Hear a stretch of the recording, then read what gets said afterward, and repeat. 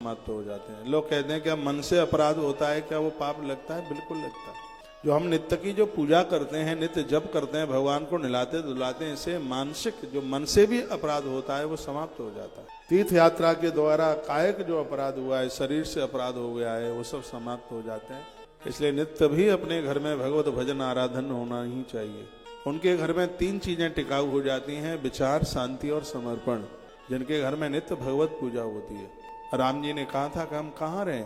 महर्षि वाल्मीकि जी ने कहा था कि जिनके घर में नित्य आपको पूजा होती है, आरती में सब लोग आके खड़े हो जाते हैं, भगवान उस घर को आप कभी भी मत छोड़ना।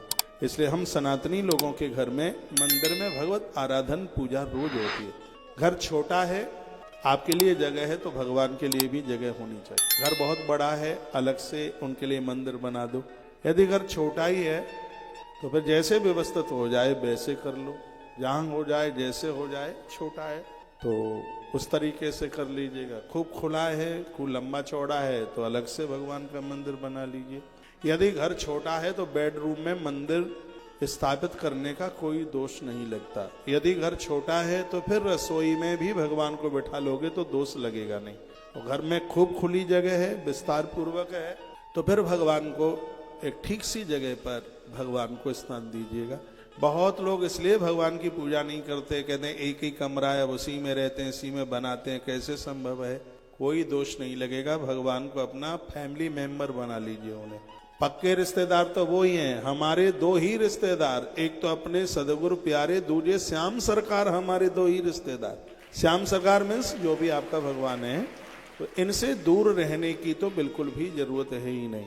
तो मन को बिल्कुल हल्का मत कीजिए कि हम जिस बेडरूम में सोते हैं वहीं भगवान का मंदिर है, कोई दोष नहीं लगेगा। कमरा एक ही है तो फिर और क्या होगा। छत पर तो मत ले जा करके पटकिए जा करके। हाँ, जहाँ आप रह रहे हैं वहाँ भगवान के एक छोटे से आले में एक तख्ती रख लें। कोई बहुत ज्यादा विस्तार नहीं हो सकता है तो छोटा बना लीजिए। इससे पुराण में एक उपमन्यु की कथा आती है, उसने 5 ईंट का ही मंदिर बना दिया।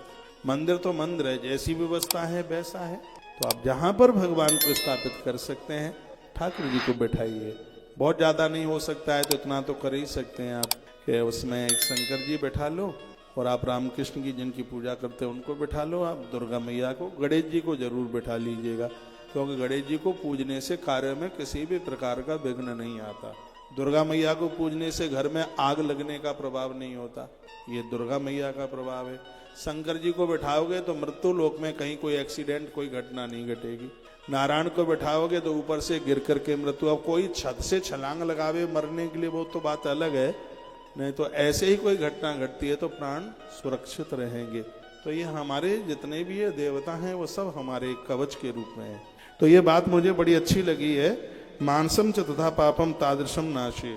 जो हमसे मानसिक अपराध हो जाते हैं, थोड़ा धीमे बजाइए, किसी के लिए, अरे मेरी तरफ, किसी के लिए हम गलत सोच लें, तो ऐसे जो मानसिक जो अपराध हैं ये नित्य की पूजा से ये बिल्कुल दूर हो जाते हैं। और कुछ काम ऐसे हैं ये लिखने लायक हैं, पर मुझे ये भी पता है कि आप लिखेंगे नहीं, क्योंकि आप इतने होशियार हो गए हैं। आपका मेमोरी कार्ड इतना मजबूत हो गया है कि अब तुम्हें लिखने की जरूरत ही नहीं है। इससे महापुराण में लिखा है कि ये काम रोज कीजिए। देवानाम पूजया चैव ब्राह्मणानाम च दानतः अबोधिज्ञाच कालेन भोगई सयो भवे नृणाम।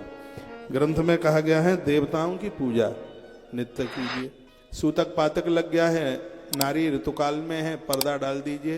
पूजा छूटने पर बिल्कुल दोष नहीं लगता। ऐसा याज्ञवल्क्य जी महाराज ने अपनी संहिता में लिखा है।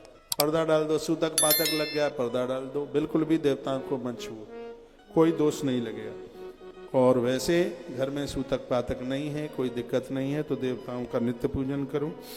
अगली बात बताई गई है, जरूरतमंद लोगों को रोज रोटियां दो, उन्हें खिलाने के लिए दो, वस्त्र दो, उन्हें कपड़ा दो।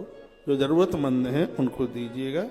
और फिर आगे की बात कही गई है, कहा गया है कि उपवास, व्रत इत्यादि समय के अनुसार, जैसा आपका शरीर, जैसा भी आपका शरीर जैसे गठित है, जैसे आपका शरीर झेल सकता है, तो उपवास व्रत की बड़ी महिमा है। इससे व्यक्ति समर्थ बन जाता है।